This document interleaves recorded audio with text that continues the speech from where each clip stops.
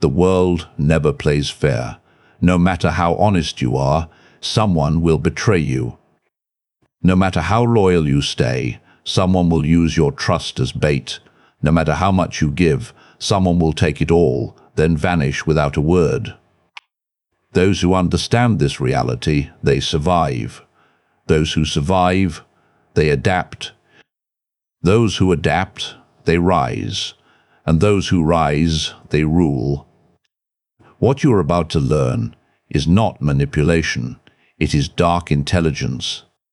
It is the kind of intelligence that watches while others speak, that listens while others boast, that stays silent while others scramble for attention. It is the quiet calculus of survival in a world built on false smiles and delayed daggers. Before we go further, let me be crystal clear. This is not about becoming cruel. This is not about poisoning wells or sowing chaos.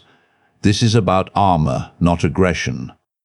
This is about seeing the blade before it leaves the sheath. This is protection in its purest form, the kind forged not in anger, but in clarity.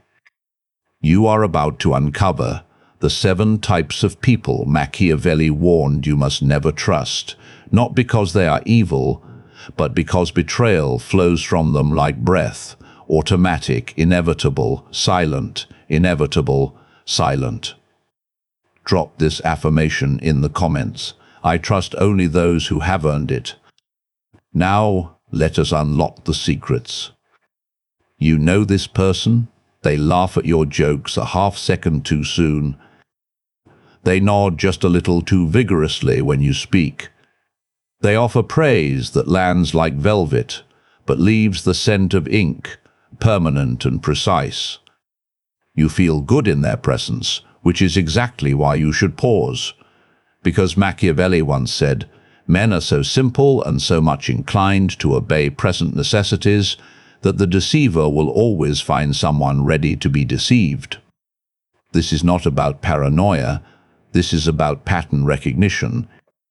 The smiling subordinate thrives on proximity to power, but never seeks power itself, at least not openly. They position themselves not as rivals, but as reflections, polished mirrors designed to make you see yourself larger than you are. And while you are admiring the image, they are memorizing the cracks behind it. Here is what unfolds in most organizations. A leader rises, a subordinate attaches, a loyal lieutenant, the dependable right hand. They take notes, they stay late, they defend you in meetings, they remember your daughter's birthday. Then one day the leader stumbles, a minor misstep, a delayed decision, a public hesitation. And suddenly the subordinate is no longer defending, they are contextualizing. They are offering nuance. They are saying things like, he is under a lot of pressure lately, or she is usually so sharp, must be burnout. Notice the shift. They never attacked. They simply reframed.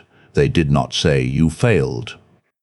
They said you are tired, and in that reframe they planted the seed of doubt, not in your competence, but in your stamina, not in your judgment, but in your endurance. And that is far more dangerous because it spreads like mold, quiet, invisible, until the structure sags. Most people reward loyalty with vulnerability. They share frustrations, confide insecurities, grant early access to half-formed ideas. They mistake enthusiasm for alignment. But the smiling subordinate does not want your trust. They want your transparency. Because transparency is ammunition packaged as intimacy, instead you could offer appreciation without exposure. You could say thank you for staying late. You could acknowledge effort without revealing strategy. You could smile back genuinely while keeping your inner counsel locked. Notice the difference.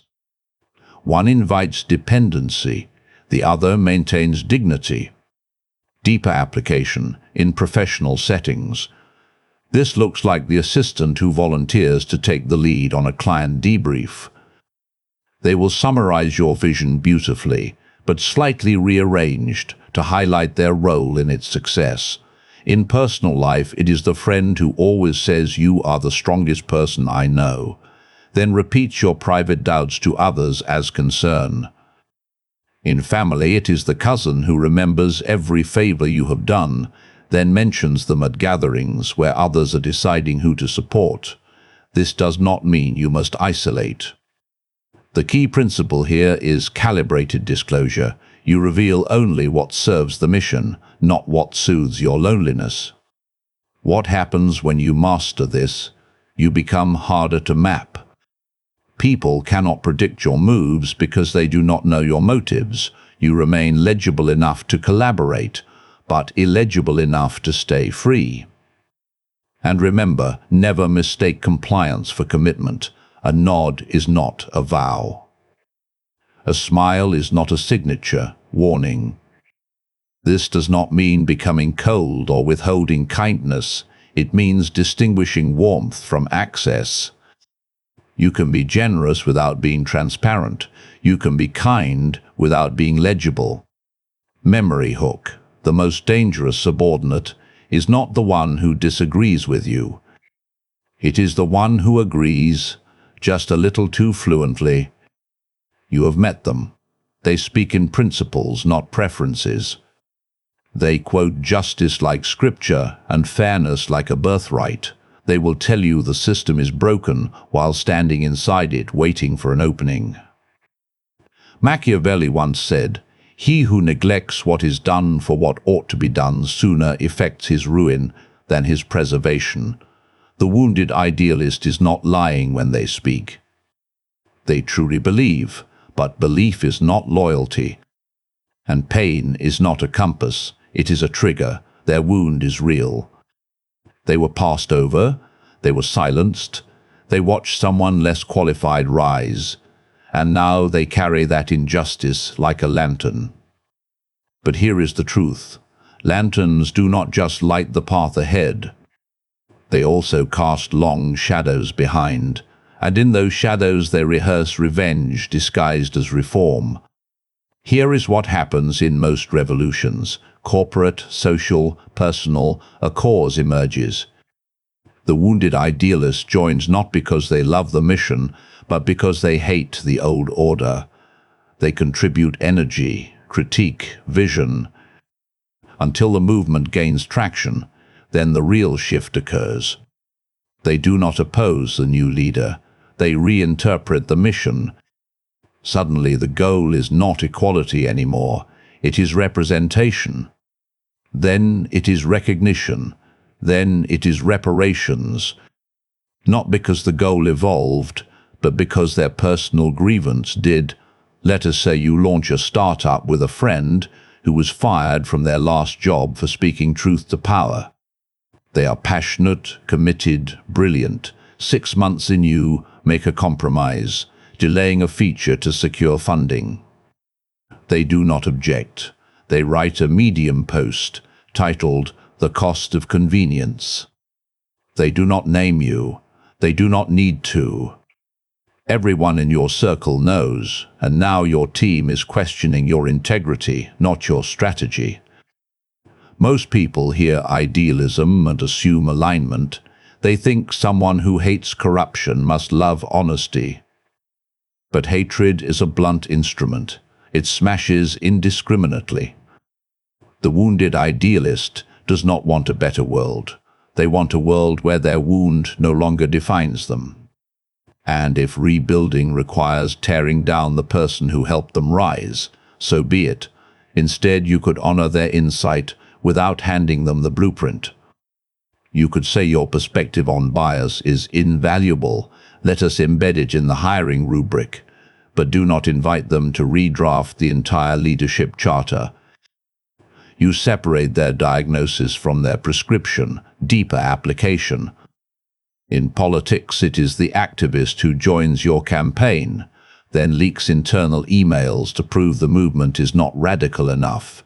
In relationships, it is the partner who says, "I just want us to be real," then uses your vulnerabilities to justify their exits.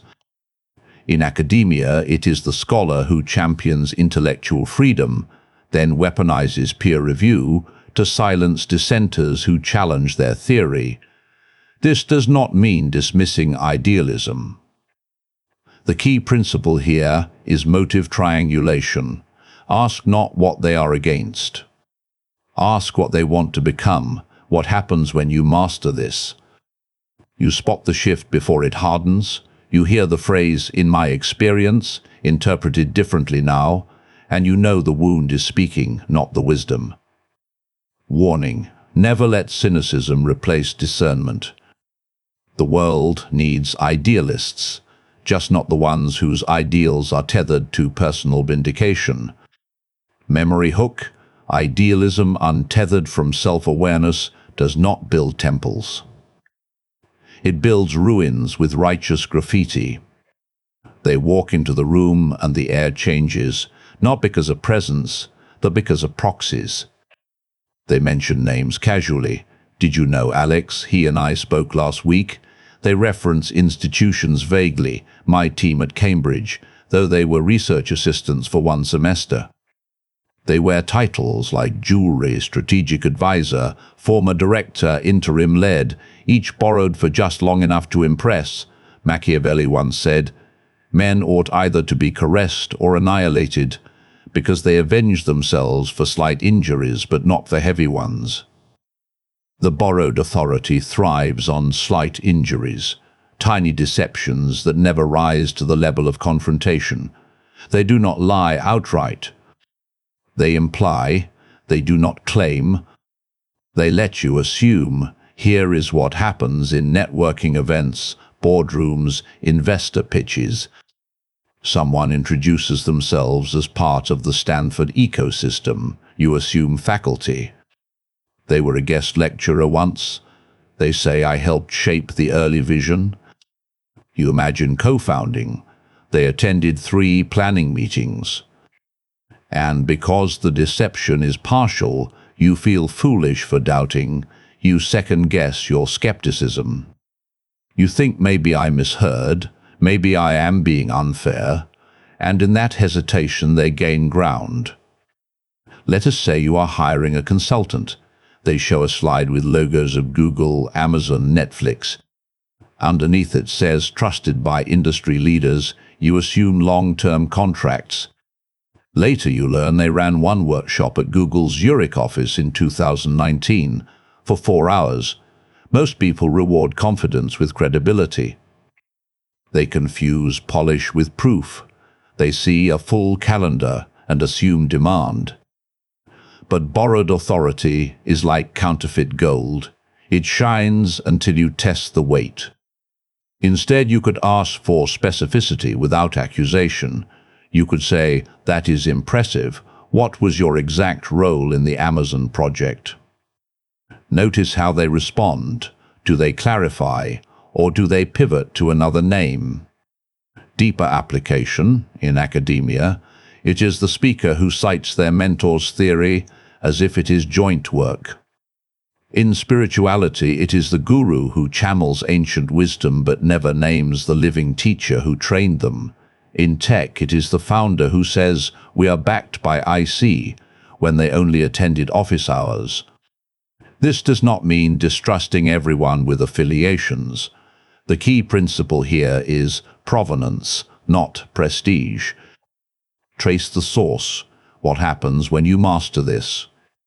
You stop reacting to labels. You start listening for verbs, not who they know, but what they did. Warning: this does not mean becoming a gatekeeper. It means respecting the labor behind legitimate authority. Memory hook. Borrowed authority is not fake, it is temporary. And like all loans, it demands repayment in credibility. They do not demand, they dissolve. They tell you about their childhood trauma, their panic attacks, their therapist's latest insight, not to heal, but to anchor. They create intimacy through vulnerability. Then use that intimacy as leverage. Machiavelli once said, "It is much safer to be feared than loved." if one cannot be both. For love is preserved by the link of obligation which, owing to the baseness of men, is broken at every opportunity. But fear preserves you by a dread of punishment which never fails. The emotional hostage does not want you to fear them, they want you to feel responsible for them. They weaponize empathy, they turn compassion into complicity. Here is what happens in most close relationships. You confide in a friend, they respond with a deeper trauma, you offer support, they interpret it as commitment, you set a boundary. They say, "I thought you understood me." Let us say you are managing a team. One member shares that they are going through a divorce. You adjust deadlines, you check in, you offer flexibility. Weeks pass, their work declines. You raise concerns gently, they reply, "I am doing my best given everything." Now the conversation is not about performance, it is about your lack of compassion. Most people hear pain and assume honesty. They think vulnerability equals trustworthiness. But vulnerability can be tactical. It is the softest form of coercion, because once you have witnessed someone's wound, you feel guilty for holding them accountable. Instead, you could respond with compassion without ceding authority. You could say, "I hear how hard this is, and the deadline still stands. Let us find a way to meet it without breaking you." Notice the difference.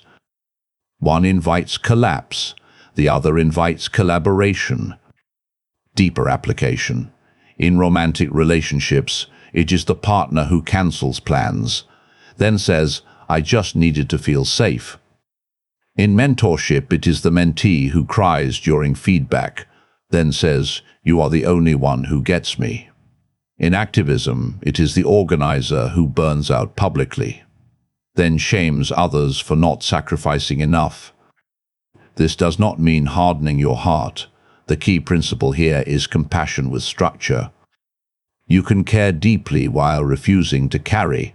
What happens when you master this? You stop confusing emotional intensity with moral authority. You see the pattern. Pain plus proximity equals pressure, warning. Never let accountability feel like cruelty. True support includes boundaries. Memory hook, empathy without edges, does not heal. It entangles. They appear exactly when the tide turns, not before. Never after. They are absent during the struggle, present at the summit. They offer help the moment victory is certain, Machiavelli once said. A wise ruler ought never to keep faith, when by doing so it would be against his interest, and never lacked legitimate reasons to do so. The convenient ally does not break faith. They simply never made any. They operate on outcome loyalty, not process loyalty. They support you when supporting you serves them. Here is what happens in startups. You spend 2 years grinding in obscurity. No calls, no check-ins. The day your product hits TechCrunch, your phone rings. "Hey, I have been thinking about you. Let us grab coffee." They do not ask how you survived. They ask how they can help now. They do not offer to share risk. They offer to share credit. Let us say you run for local office. You knock on doors in rain and heat. Your cousin shares memes, but never volunteers. You win by 12 points. Suddenly, they are planning your victory party, suggesting speeches, introducing you as family who has always believed in you. Most people mistake timing for loyalty. They feel flattered by the sudden attention. They think better late than never. But late is not loyalty, it is opportunism with a smile. Instead, you could acknowledge their presence without granting them history. You could say thanks for joining now, and keep the inner circle closed. You distinguish between supporters and spectators. Deeper application. In creative collaborations, it is the writer who offers feedback only after the manuscript is accepted. In fitness journeys, it is the friend who starts training with you after you have lost 20 pounds. In business, it is the vendor who offers discounts once you have scaled. This does not mean rejecting latecomers. The key principle here is retroactive trust. You trust them going forward, but you never rewrite the past to include them. Warning: convenience is not evil, but conflating it with commitment is dangerous. Memory hook. Allies who arrive with the applause leave with the encore. They speak of tradition like scripture, of the old days like sacred ground, but they never fought to preserve them. They only mourn them when it is safe to do so, Machiavelli once said. There is nothing more difficult to take in hand, more perilous to conduct, or more uncertain in its success than to take the lead in the introduction of a new order of things. The nostalgic opportunist does not want to restore the past. They want to rewrite it. They invoke loyalty to what was, to undermine what is. Here is what happens in family businesses. The founder steps down. The next generation modernizes, hiring, digitalizes operations. Then Uncle Marcus appears. At holiday dinners he sighs and says, "Your father would have never outsourced payroll." He never ran payroll, he just watched it happen. Let us say you restructure a team, you eliminate redundant roles. A former colleague who left years ago posts on LinkedIn about the importance of human connection in leadership. They do not name you. But their post goes viral among your former staff. Suddenly your efficiency looks like coldness. Most people hear nostalgia and assume integrity. They think someone who remembers the past must value continuity. But memory is selective, and grief is often performance. Instead, you could honor history without being hostage to it. You could say traditions matter, and so does survival. Notice the difference. One freezes progress. The other frames it, deeper application. In politics, it is the pundit who praises bipartisan unity, only after their party loses. In religion, it is the member who demands liturgical purity after the new pastor arrives. In friendships, it is the old friend who says we used to tell each other everything, right after you have built new circles. This does not mean erasing the past. The key principle here is functional reverence. You preserve what serves. You release what burdens. Warning: never confuse sentimentality with wisdom. Memory hook. Nostalgia is a rear-view mirror, not a steering wheel. They say little, but miss nothing. They do not argue. They archive, they wait, often for years, until your words become their leverage. Machiavelli once said, "The lion cannot protect himself from traps, and the fox cannot defend himself from wolves.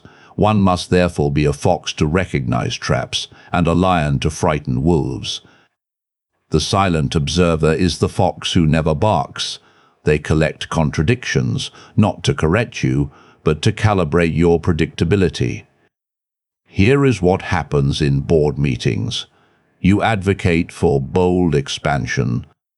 6 months later, growth stalls. You pivot to caution. The silent observer does not object. They simply say, "Interesting how your stance has evolved." And now the room wonders if you are principled or pliable. Let us say you vent privately to a colleague about a toxic client. You trust them because they never gossip. A year later, that client becomes a prospect for their new venture. Suddenly, your words, verbatim, appear in a competitive proposal as client insight. Most people mistake silence for agreement. They think no reaction means no judgment, but silence is the cleanest recording device. It captures tone, timing, context. Instead, you could speak with layered intent. Say things like, "My current view is," knowing it will evolve, or this is the best path given what we know today.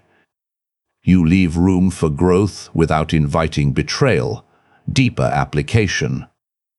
In academia, it is the peer reviewer who cites your unpublished conference remark as evidence of inconsistency. In families, it is the sibling who remembers every unfair childhood comment, then uses them in custody disputes decades later. In online communities, it is the lurker who compiles your hot takes, then exposes them when you gain influence. This does not mean censoring yourself. The key principle here is temporal framing. You anchor statements to context. What happens when you master this? You speak freely but precisely. You become harder to weaponize. Warning. Observation is not betrayal, but hoarding truth for future harm is. Memory hook, silence, is not empty. It is loaded. You have just learned the 7 types of people Machiavelli says you must never trust, but knowledge without application is worthless. Pick one type, just one. Study it for 7 days, watch for the tells, the rehearsed humility, the strategic vulnerability, the perfectly timed arrival. Do not try to master all at once. Start where your instincts already itch. Use these insights to protect yourself, not to harm others. The world does not need more predators. It needs more people who refuse to be prey. It needs those who understand the game so deeply they can choose not to play dirty, but still never lose. Power is not about domination, it is about sovereignty. The ability to act without being undone by reaction, to speak without being misquoted, to trust without being used, this is not cynicism. It is clarity, because trust is not a virtue. It is a contract, and contracts require terms, not wishes. When you hand trust to the smiling subordinate, you invite revision of your legacy. To the wounded idealist, you fund their vengeance. To the borrowed authority, you lend your credibility. To the emotional hostage, you sign over your autonomy. To the convenient ally, you confuse timing with loyalty. To the nostalgic opportunist, you surrender your future to their curated past. To the silent observer, you give them ammunition labeled with your voice. But when you trust only those who have earned it, through consistency, through cost-bearing, through conflict, you build a fortress not of walls, but of discernment. There are 2 kinds of people in every room: the manipulator and the unmanipulatable. You do not have to become the first to avoid being the second. You do not need power over others. You need power over your own judgment. Which kind of person do you choose to be? If this resonated, hit like, subscribe, and tap the bell. This channel exists for those who prefer truth over comfort.